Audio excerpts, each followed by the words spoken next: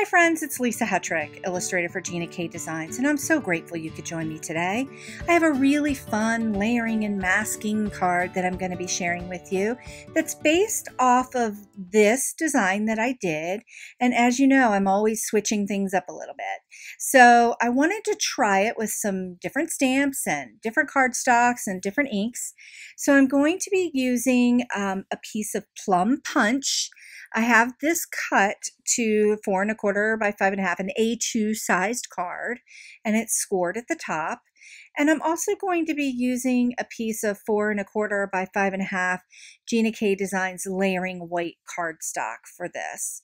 Love this cardstock, really fantastic bright white, so I'm so excited to be using it today on this project. It's also really good when you're using a mask. Masks never stick to this cardstock, so it's fantastic. Okay, so like I said, it's cut to 4 1/4 by 5 1/2 to fit on the Plum punch base. So here are the inks that I'm going to be using.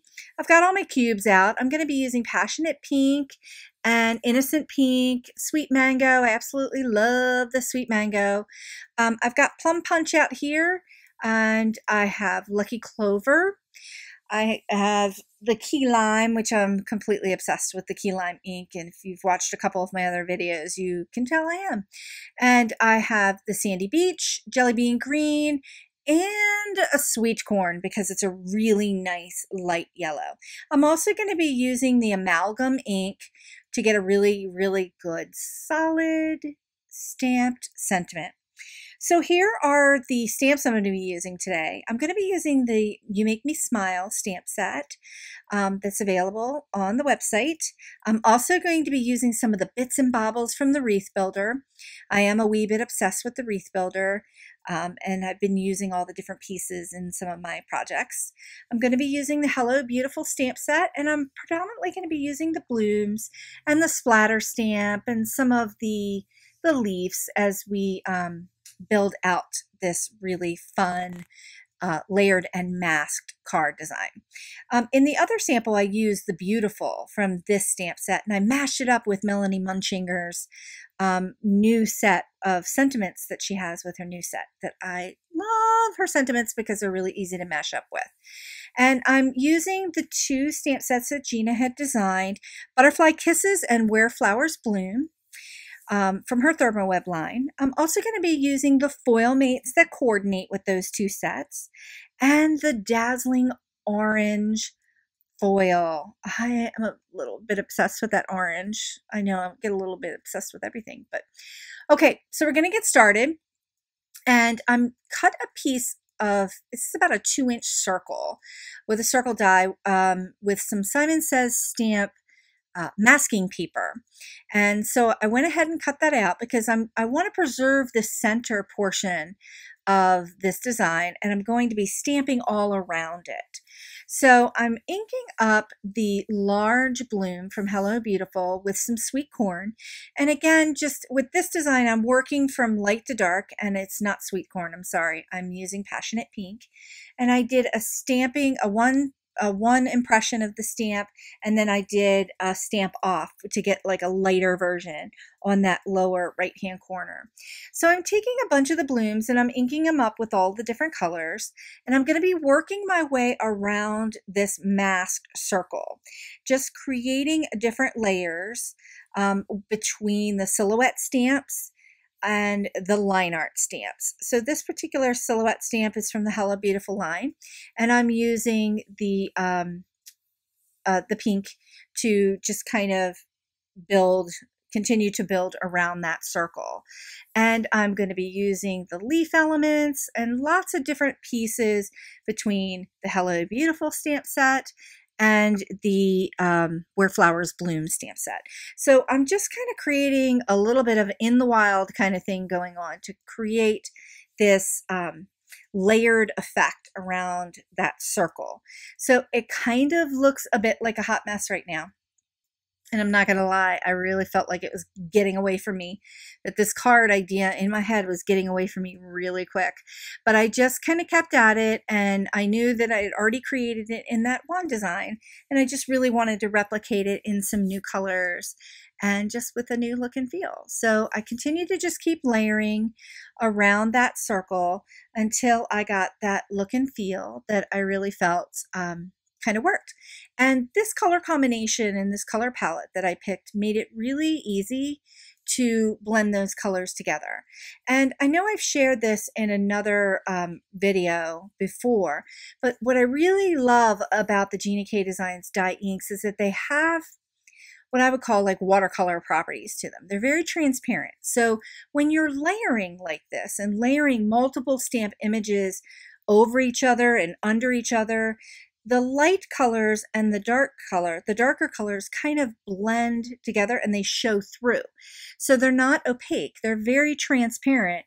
And I really like that. That creates a lot of extra texture and dimension in your project and creates a lot more visual interest, especially when you're doing these wreath-like designs or doing a lot of layering with floral and fauna and different bits and baubles from all the different stamp sets. And I have a lot of bits and baubles in my stamp sets.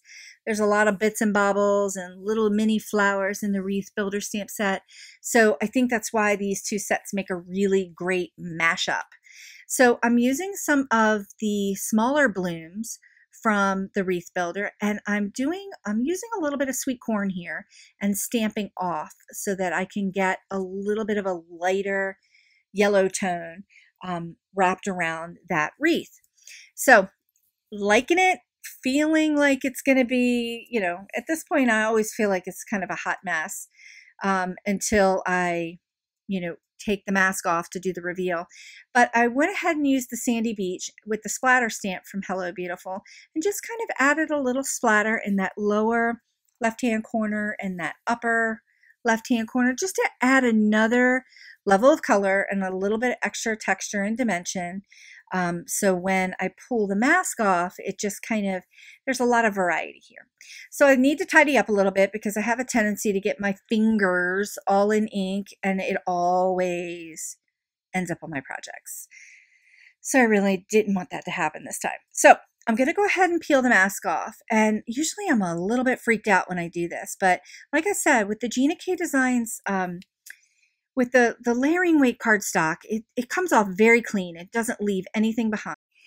So the flower image that's right there in the upper right hand corner, I went ahead and stamped it and then fussy cut it out to put it on as sort of an anchoring point and have it lay inside of the circle that I created with the mask, because I want to use one of these butterfly embellishments from the Butterfly Kisses foil mates and the stamp set and the Dazzling Orange. I love that Dazzling Orange. It really does match really well with when you're using sweet mango. So look at that. Look at the shine. I just love it. So I was trying to decide if I wanted to use the pink butterfly that I had created or if I wanted to use the sweet corn. So I ended up honing in on the sweet corn, the yellow toned butterfly. So I kind of put it in position and then use that position for me to start to create some of the other elements that were going to sit on top of that circular wreath that I've already created. So I really didn't like the way that silhouette image over there on the left-hand side in the Lucky Clover came out. So I went ahead and stamped it down on a piece of cardstock, and then I did a jelly bean green layer over top of it with the line art image, and then fussy cut that out. So I started to have, I'm sort of mimicking the design that I had shared at the beginning of the video, and I'm sort of mimicking that look and feel by adding some layers on top and around this circle. So it creates a little bit of extra texture and dimension. So I'm going to go ahead and use these two colors. I have the Passionate Pink and the Sweet Mango, and I inked up this silhouette stamp from Hello Beautiful, and then I rocked it around the Passionate Pink so that I could get that two-tone look there. I fussy cut that out and I ended up sticking it on my on the design there. So I have the Where Flowers Bloom piece here, and I did the same thing. I went and stamped that in Sandy Beach, and I ran it through my laminator with the Dazzling Orange, and I really wanted to embed that underneath that flower. And look at that that circular feel that it's created around that edge there. It just kind of brings all of those elements together. So here was the tough part for me, and things started to get a little bit away from me. I wanted to use the You Make Me Smile sentiment. I also knew that I was going to be stamping it down and kind of free range stamping it. I wanted to get it in line with that bloom that's over on the right, but I also knew that it was going to be sitting on top of one of those, that green embellishment. So I wasn't going to get such a perfect stamp. But that's okay, because sometimes we make little mistakes that turn out to be happy mistakes. And I just grabbed a little black pen and filled in that area that didn't come out so well. So it was pretty easy to do. And I have a little bit of an obsession with butterflies. They mean a great deal to me. So I like to integrate them into my projects. When my mother passed away, it's been 20 years now. I had been at their house, and my parents' house, and I was kind of sitting out on the dock because they lived on a lake, and I was, just praying and just asking her to send me a sign or to just let me know she was okay, because she did pass away suddenly, and we were all pretty shocked by it. And it was March, and it was really cold here in Maryland. So I ended up, sitting there and in reflection. And she, the beautiful thing is that a butterfly landed on my nose in that moment when I was having that reflection. And it was such a defining moment for me. And so thank you for listening to my story. I'm sharing it with you. And it's why I use butterflies a lot in my projects and why they mean so much to me. So I thought I would share that. And I know that a lot of you have similar stories, but I really think it's important for us to share things that mean a lot to us, because a lot of those kind of sentiments end up in our projects. And I'm definitely influenced by things that happen in my life. And it does affect the way I create. And I absolutely love this set that Gina created, Butterfly Kisses. So it's kind of become my personal favorite. So I've been stamping along while I've been telling this story, and this card started to feel like it was getting away from me. There was a little bit too much odd white space when I started to glue everything down. So I went back to the wreath builder set and grabbed some of the beautiful little blooms and started